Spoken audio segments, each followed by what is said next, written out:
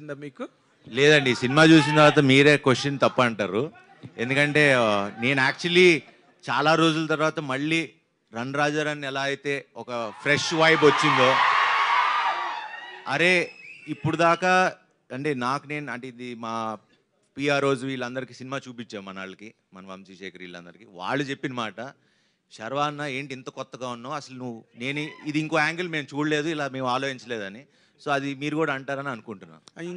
In జనరల్గా కూడా ఇప్పుడు సినిమాల్లోని అంటే మనం ఈ మధ్య ఆడిన సినిమాలు చూస్తే కనుక something above the life or above the regularity ఉన్న సినిమాల్ని జనం ఎక్కువగా ఆడియన్స్ తీసుకుంటున్నారు.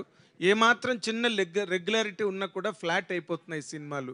బట్ మీరు దీంట్లో ఈ సినిమాగా మీరు చెప్పాలంటే ఈ యూఎస్పీ ఏంటి, what really hooks to the world of audience? ఇది ఏదో చాలా కాంప్లికేటెడ్ కదా, ఏదో చెప్పుదామని నేను చెప్పలా. ఇది చాలా మనందరిలో జరిగే ఒక నార్మల్ ఇమోషనల్, అంటే మన జీవితంలో జరిగేది. మనకెప్పుడు కొత్తదనం లేకపోతే ఫ్రెష్ స్క్రిప్ట్ అని నేను చెప్పను. ఇట్స్ అ వెరీ నార్మల్, ఒక very cute sweet little magical film, అదైతే చెప్పగలను.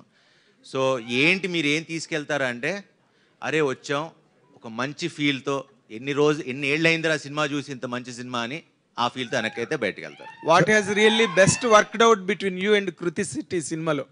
మీ అండ్ కృతి శెట్టి కొంతసేపు తిట్టుకుంటూనే ఉంటాం సినిమా అంతా.